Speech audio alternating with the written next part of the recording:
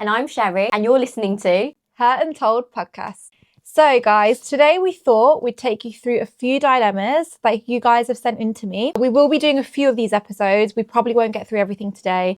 You know, if you've ever got a dilemma, send it in or just check my stories. I'll be putting a question box out. We're going to also be doing Q&As, like stories. Keep an eye out for my question box. But we did also want to say as well, we're not professionals. So we don't know what we're talking about. So please don't take what we say seriously. literally. Yeah, don't be like, but she said do this. No. Like, we're just saying what we would do. And seek advice from a medical professional if you feel the need to do so. Not from us, okay? We're just random girls off the street, just here for a good time. We're just saying what we would do in that situation. It might not be the right thing. It might be the right thing. Could be. Yeah, I mean, I'm quite right in a lot of things, I'm not going to lie. But, you know, you can listen to our advice and you can do what you want with it. Okay, so this episode is called Spill the Tea. And now we're about to spill the tea on what we've been told. So let me just get some of these dilemmas up. The first one is, my husband is watching porn. What do I do? I know what I would say about this, but you can go first. That's really weird to me to hear because my husband doesn't watch porn. So I'm going to say something different. I think all men do. I just believe it. And I feel like every man is going to say they didn't. Even my ex said he didn't. And then when I caught him doing what he was doing, then obviously he was like, no, but I watch porn. Like, then I was like, oh, but you said you didn't. I feel like no husband is going to tell you. You might not like me saying this. You guys might not like this. I don't mind you saying it, obviously. But I just think I might be wrong, like I said. I feel like maybe not every man, maybe like 90% of husbands watch it. I wouldn't personally be upset by it. Yeah, I think it's not something a wife needs to know. Honestly, I wouldn't go digging for it because... No, I think if you find out, you find out. And I think bring up the conversation. Otherwise, it's going to eat you up. So if it's bothering you, instead of telling all of your friends and everyone around you, bring it up to the person. Be like, right, I've seen this. I just want to know, like, why you're doing it. Yeah, why? And just say, I just want to understand where you're coming from. Or if it's upsetting you, tell them it's upsetting me. I don't like it. I still think they'll carry on and do it. But I think they don't class it as... cheating. They don't class it as cheating because it's like... not a person. Not real. And you're not... it's not physical, yeah. But then it can go to the extent of like, say if someone found someone paying for like OnlyFans, that is 100% cheating. Because even though it's like an addiction, it's like another form of porn though, isn't it? Yeah. But it's like you're actually paying for it. And I swear you can communicate with the girls there, whereas porn is like you're not communicating with them. You're literally just watching a video.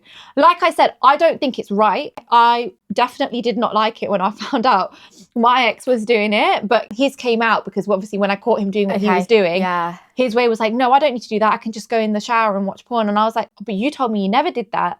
But then I realized all my exes have said they don't watch it because they know it's gonna upset you. Yeah, and sometimes I feel it's like a white lie. I don't think I'd be bothered. Because if that's what you need to do to make you happy, then go and do it to make you happy. I think now I've just come to the terms that I personally think all men do it. Okay. And I don't think it would upset me now. Whereas before, when I used to ask these questions, I think now I've learned a lot from all the stuff I've been through. I feel like that's so minor to me. Yeah, no, definitely. Yeah, I think that is so minor. And I think men are a bit different to women as we can maybe go longer without needing to like release ourselves. Yeah. Whereas they might not. And then it's just their way of, you know, like, releasing themselves. Some frustration. Yeah. And I do agree with that, but I also just think communicate, have that conversation with your husband, with your partner.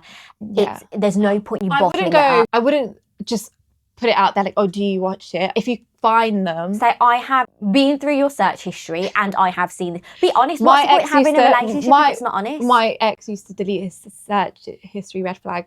Tell him that you know. That's it, and see what he says. See what he says, yeah. See is he going to be open and honest? Is he going to gaslight you and say that, oh, actually, like, no, I'm not? But have that conversation because there's no point. He probably will gaslight you. Might do. Hopefully he doesn't. I have high hopes for your husband. So sorry, you can tell. She's a bit opposite with men at the moment. You can tell which one's been through a lot of trauma recently and which one's in a good relationship. I'm okay at the moment. I've been through trauma, but yeah. Okay, great. Next one. I hate my in-laws. The PTSD it has caused. I don't think I can get past it, despite how they act. So this person basically hates her in-laws and has caused obviously a lot of trauma to her. I'm assuming she's living with her in-laws. I don't know, but I would yeah, go under the assumption. If you are living away from your in-laws, I think as a general rule of thumb, you have a better relationship with them. I think that's just even with your parents as well. Yeah. I think it's just, because distance makes the heart grow fonder. Yeah, and then like you're all up in their face all the time. It's like when you go on holiday with your friends, like, you know, it's like you're bound to have an argument. 100%. Girls' holidays, you're gonna fall out with someone. Someone's gonna break your straighteners. It's gonna happen. It's gonna happen because you're 24/7 in someone's space. That's what happens. But yeah, if you're living with your in-laws, I mean, obviously we don't know the ins and outs. I need to know more to that story to know what to actually offer in terms of support. Yeah, if you hate your in-laws, identify what it is that's triggering you about them. Are they getting involved in too much? Have you set your boundaries? It's hard with Indian, Asian, South Asian in-laws to set your boundaries, but I think it's more and more important to, if you're getting married into a household, to set your boundaries as well and understand that you and it's like, what do you hate about them? So my ex-mother-in-law, she was like one of those types her son could do no wrong.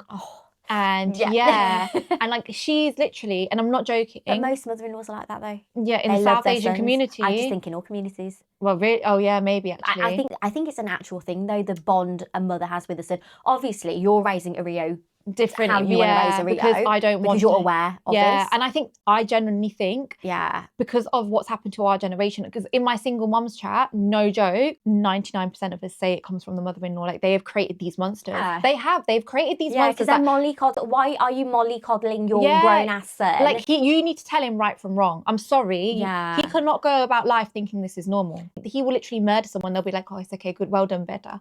I was watching a documentary recently, the murder of Gabrielle or something. They used to take videos from a caravan. Oh yeah. And the mother-in-law wrote her son a letter, I will bury the body, and he did end up killing his fiance. Yeah. And it was like take the secret to the grave or something. Yeah, she would bury the bodies he kills. It's just weird. Like apparently she was like jealous of it's some sort of weird obsession mums can have over their sons. I think there is like some sort of psychological bond over it. But I will not be that. I'm not joking. I'm not just saying this. No. I'm not going to be that mum because I think because of what I've been through. And I think, again, a lot of the single mums I've gone through in my chat, I know it's like their number one goal, like it's mine not to raise a boy that is basically a princess. A man-child. You're saying princess, right? But with your son, it's like, I'm going to teach you how to wash your own clothes so you've got clean clothes. Your daughter, I'm going to teach you how to wash your own clothes so you've got clean clothes.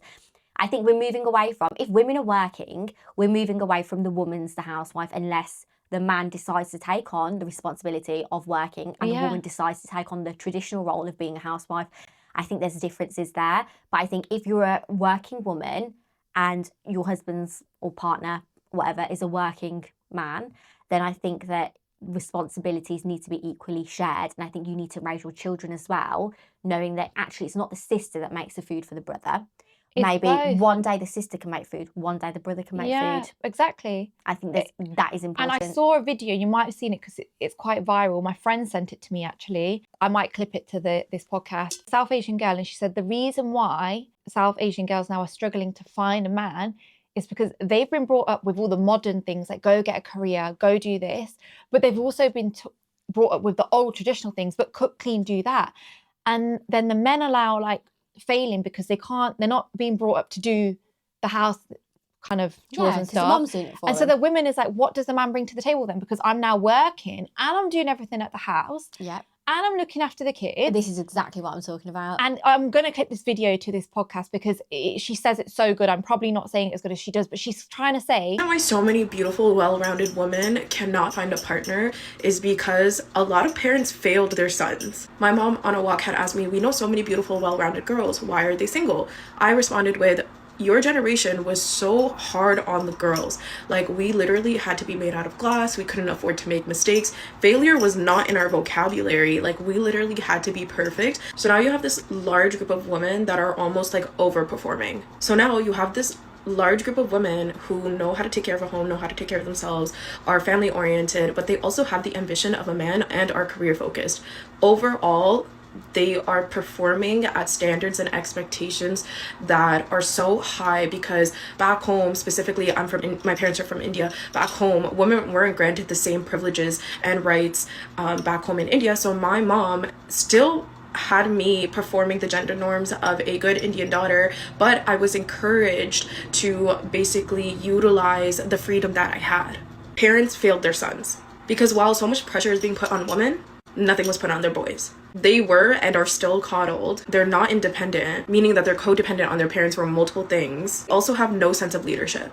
They're consistently relying on a system for guidance and direction instead of building like that inner voice and trying to take initiative to build their life. That's why women are single. Because not only did we have to fight for the life that we wanted, it was completely possible to do that. Though it was hard, it was possible. But there are men that don't want to utilize this opportunity to better themselves and like have dreams and have goals. Instead, they're looking for a partner to be a replacement for their mom. Women are now being up here because they're like, I've seen it. Yeah. I've seen it, yeah. Because we're not just being taught, like back in the day, that we used to be taught to do all this household stuff because we never used to have to go work. As well as working. Exactly. So what is a man bringing to the table? What are you bringing to the table? You're bringing some money in because you're working. Are you helping out with the kids? If you are, brilliant.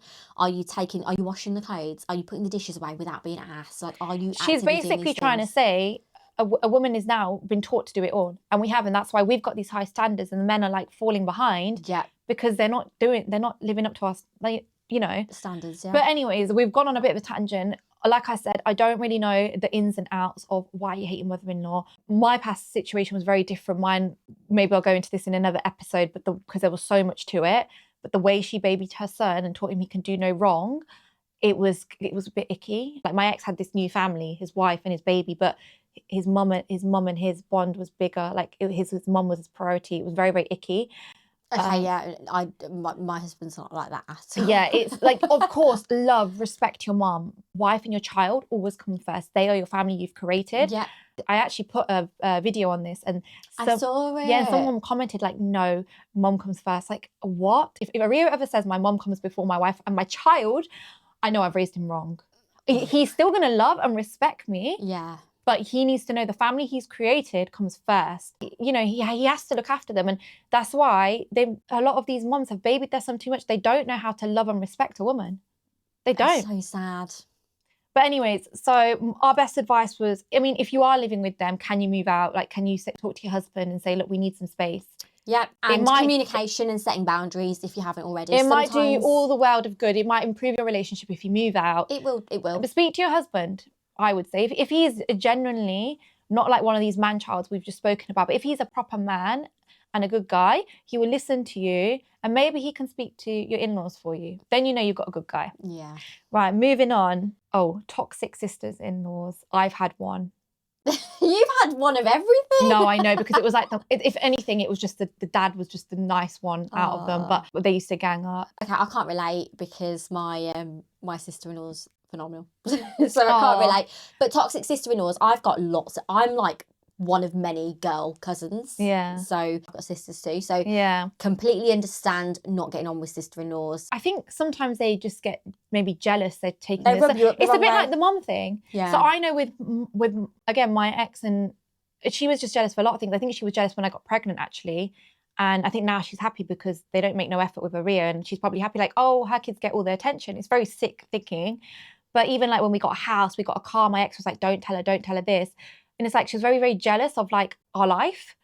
But I know a few people that they don't get on with this. Like, whereas my brother's wife it's great. Like, I'm not jealous of my brother and his wife. Like, it's just weird. Like, we get on really well. I actually get on more with my brother's wife than my brother. Yeah. So I don't get it. Like I said, my ex's family was really weird when I think about it. The mom, the sister, and him were just like this three little thing. Peas in a pod. Yeah, peas in a pod. And where the dad, I mean, I feel like the dad was the normal one, but I feel like he gets manipulated into situations. And I have lost respect for him now because I'm like, he's a grown-ass man. If he wanted to see his grandson, nothing's stopping him. Can I just say, sometimes women can be so overpowering and manipulative. And I know what these people are like, and they're very manipulative. So. Okay, so maybe he doesn't have a voice. Okay, maybe he's unable to speak up on it. But what did that person say again? She just put toxic sister-in-laws. Okay, so sister-in-laws, I would say, like, think, why are they toxic? Are they excluding you from events and things? Are they making up stories? Why are they being toxic? Address it with your husband. And if you, again, have to distance yourself from them, if they're getting jealous of things, well, so be it. Distance yourself. Are they getting jealous? People? Yeah, it's jealousy. You just have to stand up for yourself, and you can say to your husband, look, I'm not going to talk to her because she is toxic. I think the worst Cut advice toxic people out. I've ever been given is just ignore it and it'll go away, because it doesn't. You don't sweep it under the carpet, you address it. If you don't address it, it will eat you alive and it'll get worse and worse. If you and speak worse. about it to your husband about this, and if he is like turning around and taking their side when it's, yeah, if obviously if you know you're making up stuff, that's different. If it's black and white that they are literally doing wrong. You know what happened on Christmas? Just before this is actually what made me, one of the things that really made me split with my ex is Christmas. Yeah. Well, it was New Year, just before New Year's. It was that week, that weird week when, you know, it's in between.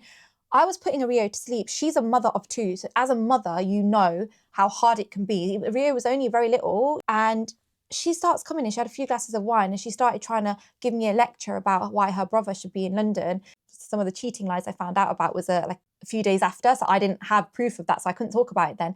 She was like, this is why he needs to be here, and then saying, oh, but he's not cheating though. Like I said, I found that out a few days ago, and I was trying to put my son to sleep, and she comes in here like shouting, and he was like egging her on. Wow. And I was like, no, I'm done. I was like, one, she doesn't know what she's on about, and then basically she sent me this fake apology when I found out what he did, and then he made her apologize, but only because he got caught. Yeah. Only because he got caught, he made her apologize.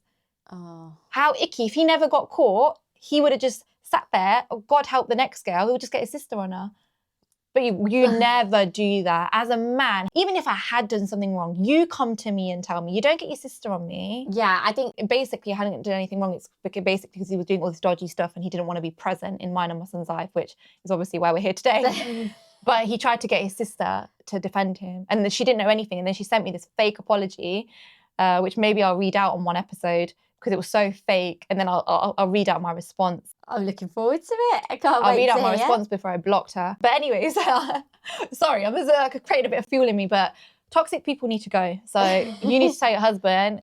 Communication, I mean, you can't get rid of your sister-in-laws, but you can create distance if you Yeah, need you to can create distance. It's not like you're never going to not see her again. She's trying to manipulate your husband. You can say you have. I'm very cutthroat, you see. I think if this arose, I would nip it in the bud there, and then what's the point in letting it just unfold and get bigger and bigger? You have to talk about these things, because it will just eat you up. And if you can't, then it's it shows there's a problem in your marriage. Don't be scared. Like, you're in a partnership. It's an equal partnership. If you're feeling a certain way, what are you scared of? Going to walk away? If they're going to walk away, they weren't good enough in the first place. If there's kids involved, it doesn't mean you can't be happy on your own. Like, look at you, you're so much happier than ever. It teaches them the right thing. You are setting the example from them. If you're going to be taking crap, then what example are you setting them? So speak to your partner, see what he says, identify the real issues with your sister-in-laws, whatever the issues are, and sort of go from there, really. Give us an update as well on how it goes. Any advice that we're given, drop me a DM after to let us know how it goes. I've got one from a guy. I love that the men are getting involved as well. Yeah, I know. Why can't good guys win in life? Example me. Honestly, I feel like turning into a bad guy, but I can't. Sorry, I shouldn't laugh. Okay, there's good guys, and then there's overly yes men, icky good guys. We call them jomjas in Punjabi. You know, jomjas. Yeah. It means spoon, quite literally, doesn't it? It's literally guys that would do anything for their partner. Yeah. So if I said to my husband, go and get me chips, and he went and get me chips. If I said to my husband, my feet are hurting, so he massage them. If I said to my husband, I want cake, and then he goes and buys me cake, that is a jomja. That is someone that just... Are you a jomja? Don't be a jomja. If you're a jomja, you need to stop being a jomja. And is that an actual term? I've never heard. Yeah, you need to have something about yourself, like you need to be like a knife. Do you? No, you need to be a fork in between. Do you have any hobbies? Do you have any interests? You need your own life. Are you being overly nice? So I don't know, this person saying, why don't he win in life? Like, don't be a bad guy. No one wants a bad guy. No. I'm sorry, maybe when you're younger, I'm not going to lie, maybe when I was like 18, 17, I thought it was cool. Now, at this point in my life, if I even see the slightest red flag, and trust me, I can really read the room now. I feel like even my friend was talking to a guy and I was like, red flag. But I went on a date with someone once who... he was a jomja, he was a wet wipe, and everything I was saying, because the conversation got on to like marriage and this and that, and I thought it was a bit too... First time I'm meeting you, dude, and we've gone for a cup of tea as well. So what was icky was I was wearing like black Converse and he was wearing black Converse. I was like, ugh. Anyway, that's fine. I ordered whatever I ordered, like a latte, and he copied me and ordered the exact same. Fine. He was like, oh, I don't know, I'll go for the same. Oh, then they can't think for themselves. Then he told me he had a cold, like he was like snotting up, and he said he came anyway just because he like really wanted to meet me. And I'm like, I really would have preferred if you'd have just waited. And then we were just talking about, oh, would you move away from home or not? And he was like, no, I'd stay at home. And I was like, oh, I definitely move. And he goes, yeah, I definitely move as well. So just anything I was saying, he would agree. Okay, I think that's a bit red flaggy, but it's like he's just trying to get in your good books. We're going a bit off the dilemma, but I think sometimes you've got to be careful because I thought my ex was a really good guy, but he overly love bombed me, and that's again a very narcissistic trait. You know, when they do over and beyond. I'm sorry, I've never experienced. No one's gone over and beyond for him. No one's loved me that much. Overly charming people are very, very scary. Beware. I'd rather someone just be a bit in between. So this is the advice to this guy: be a little bit in between. You don't need to be a bad guy. You don't need to be horrible. You don't need to be mean. But don't be a chamcha. But don't be a chamcha. Don't be a chamcha either. Like, amazing. Have a bit of a backbone. Like a woman finds that attractive as well. Absolutely, you know, right. So if you don't like something, you tell her, be like, I don't like that. Yeah. What are you doing? Good guys do win in life. I know so many good guys that have won in life, but they're not chamchas. I think they've got a good balance. Right, let's do another one. Okay, this one's from another guy. How sad is it that we live in a world where some people paint others with the same brush? That could go for men and women. Yeah, it could. And it's just opinions, isn't it? I think, yeah, it is opinions. So just because you've had one bad experience with one partner in the past doesn't mean that all partners are going to be that way. But it can make you more wary. It can help you pick up flags. Yeah. It just, you learn a lot. It's a learn. Yeah. I'm a strong believer of everything happens for a reason. Yep. Even if I didn't have a Rio, because someone did ask me this actually, she goes, I know you're so happy that everything happened the way it is because you have your son. And she said to me, but I'm going through what you're going through, but I don't have a child. So I don't actually see any light. You know, I'm so happy I got married because I have a Rio. Yeah. And I had to go through that to have him. So this person's saying, I've basically gone through what you've gone through. And I don't have anything to show for it. I don't. You do. You've got life lessons. That's exactly. And I always say, even if I didn't have a Rio, everything happens for a reason. I would still be grateful to go through everything I've gone through because I've learned so much. And it shaped me to who I am today. I'm such a stronger person. It is scary though, because you don't get married thinking you're going to get divorced. You don't. And you go in with a fairy tale ending and that sort of image in your head as well. Yeah. So it is really difficult when it doesn't go how you think it's going to happen. Yeah. And I get why this person sent me that because, you know, for me, I do have my son and it always say I'm the most luckiest person, a woman alive because, you know, he chose me to be his mum and I have him. That's maybe why I'm so happy right now. But then also, like I said, even if I didn't have him, there's always a lesson. There's always even you're not going to go for the same topic and even if it's not marriage, some people waste years on dating a guy. But you shouldn't see it as like, oh, I wasted my years on this person. You should see it as I learned this and this because no one's going to go through like perfect life without love. No, there's going to be ups and downs. Yeah, but young girls also can put a lot of pressure on themselves and set unrealistic expectations. I know when I was like at uni, I was like, all right, I'm going to be married at 21. I'm going to have my first baby at 23. I'm going to, and it's how did you? Don't set yourself. Do not set timelines. It puts pressure. And then you actually maybe feel that you want to get forced into marrying the wrong person. Yeah, and then you're like, oh my God, did I make a mistake? If I'd have been a little bit older and mature and had some more experience behind me, maybe I wouldn't have chosen the right person. I actually met my husband quite late on, I think, considering I wanted to be married at 21. How old were you met him? Well, I met him at 24. But we didn't get married until 26. No, I got married. No, I got engaged at 26, married at 27, had my daughter at 28, and now I'm 29. Yeah, so I had a Rio 13 days before I turned 29. So I was 28, and I got married just at the end of my 27. So very similar timelines. Yeah. But back in the day, that would be deemed as late. But now it's not because there's women having kids now, late 30s. Women want to focus more on their careers more. First. Yeah, because like we said earlier, we can't do it all the time. Yeah, we can't do it all. It's hard. Like, honestly, it's No, actually, I think we can do it all, and that's the problem. We do too much. Seen a post recently about being a single mum and getting out of a toxic marriage. I'm currently stuck in a toxic marriage, but it's so hard to leave. I always try to justify his actions, but it gets too much. But I know he's got a good heart. He's not an evil person, but it's so hard to see the good in him when he does bad. Then I think about society and what people will say about getting pregnant before marriage, then leaving him within 6 months of being married. It's so hard because I have to think about financial things and for my daughter, what's best for her. I'm lucky I've got my family and they're telling me to come back home, but my heart isn't strong enough. What would you advise? Why is your relationship relationship toxic if he's got a good heart. He's obviously doing something. Yeah, I'm sorry, no toxic person has a pure good heart. You want your daughter thinking that's normal for a man to behave like that? No, leave. I actually did give this person a bit of advice before talking it on here, but I do remember saying, I'll discuss it on here, but I remember saying that will do more harm to your daughter, because she then one day might do this to someone else thinking it's normal. Or she will pick a partner that does the same thing. Do you want your daughter to go through that? And it is way more likely they will, because you are their role model. Your life isn't over because you end a relationship. You build yourself back up. Imagine when she's older, she can say, wow, my mum left that toxic situation 100%. and she fought for us to show me a better life. I understand why you said like financial things and stuff like that. But if your family are offering to have you at home, like, I hope nothing ever does happen. And I don't know, like, I'd love to go back home. I obviously don't know your situation, but I would say start your exit plan now. Try get a job if you're not. Save some money. Save some money. Yeah. All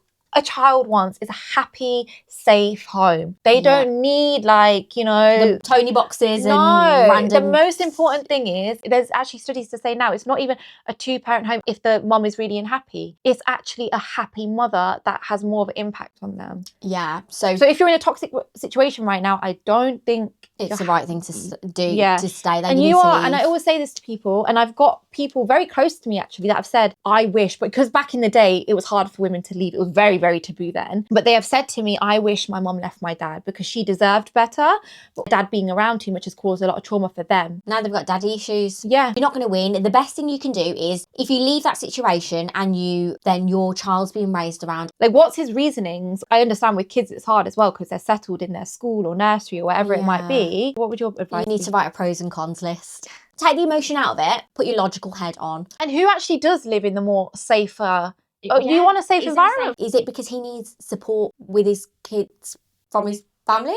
Is it because the kids live with his ex-partner and he wants to be able to see them more regularly? If so, have that discussion really. You need to have a think about what it is. I would factor in the few things of 100% location is a massive thing for me. Like wherever I think about moving now, location is always a massive thing. Honestly, I even get scared to live in the UK. Sometimes I'm like, take me to Dubai. Is it easy for one to relocate? Is it hard for another? And then obviously that I'm not sure what the situation is, but if he's not the primary carer, he might have to be close to his kids. Whereas if you're the primary carer, your kids will go with you. Yeah. So, you know. Weigh it up. Communicate. Being open about abortion. What's your take on this? I personally could never. I just couldn't, because that's just me. It's circumstantial, isn't it? Yeah. If you're a 10-year-old, you've been raped. Then that's different. It's not even 10. It's like the child. If you're a 50-year-old and you've been raped. Do you know what? You know Charlie Kirk, he was against abortion, yeah. Yeah, and apparently he said, I'll get my daughter to have the baby. I'm pro-choice, so... my kind of take is, it's the woman's body, it's her choice. Yeah.